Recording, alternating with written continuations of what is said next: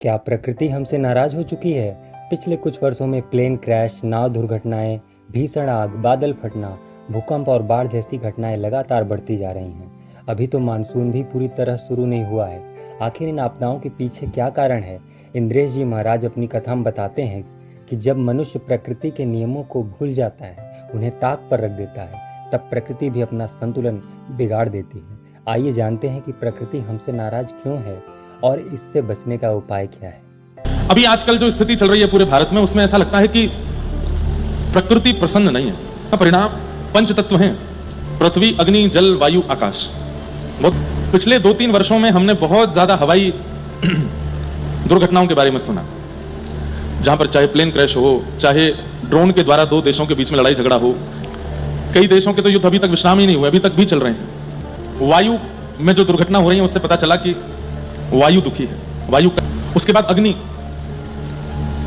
कई सारी न्यूज आपने देखी होंगी। दिल्ली में एक एसी फट गया, 9 लोग मर गए एक घर में। एसी फटने से 9 लोग मर गए, इतनी तेज आग लगी। इंदौर में एक घर जल गया, पूरे घर के लोग मर गए। लखनऊ के पास में एक बस्ती में आग लगी, पूरी बस्ती जल गई, सब खत्म हो गए। मतलब एक दुर्घटना जैसे अग्नि की है, तो अग्नि की ही 2-4 दुर्घटनाएं आ रही हैं जगह जगह से। एक दुर्घटना वायुयान की है, तो वायुयान की ही 2-4 दुर्घटनाएं आ रही हैं। और भी कुछ दिनों पहले, 10 दिन 15 दिन के अंदर जल की कई दुर्घटनाएं आई, जहां पर कोई नाव डूब गई। हमारे वृंदावन में नाव डूब गई, कितने सारे लोग उसमें क्षतिग्रस्त हो गए, प्राण त्याग दिए। फिर जबलपुर के पास में क्रूज डूब गया। आज भी एक उत्तर प्रदेश में जमुना जी में एक नाव और डूब गई। तो कहीं ना कहीं कोई ना कोई प्राकृतिक आपदा आ ही रही है। वायु की आपदा हमने सुन ली, जल की आपदा भी हमने सुन ली, अग्नि की आपदा भी हमने सुन ली।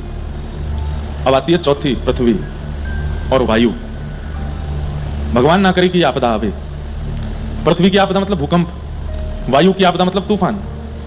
अभी बद्रीनाथ, केदारनाथ सारे धाम तीर्थ खुले हैं अक्षय तृतीया पर, और धीरे धीरे वर्षा का समय आएगा। हमेशा हर बार कुछ ना कुछ आपदा रहती ही है, पर इस बार मन बहुत घबरा रहा है कि प्राकृतिक आपदाएं बहुत आ रही हैं, और उन प्राकृतिक आपदाओं से व्यक्ति और जनमानस पर एक साथ सब पर असर होता है। चाहे बालक हों, वृद्ध हों, माताएं हों, भाई हों, एक साथ बल्क में लोग उसके शिकार बनते हैं।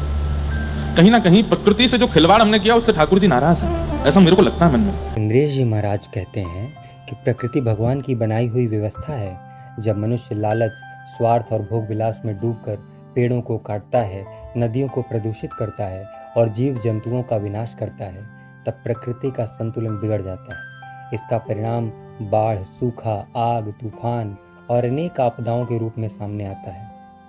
प्रकृति का सम्मान करना, पर्यावरण की रक्षा करना और धर्मपूर्ण जीवन जीना ही प्रकृति को प्रसन्न करने का सबसे बड़ा उपाय है।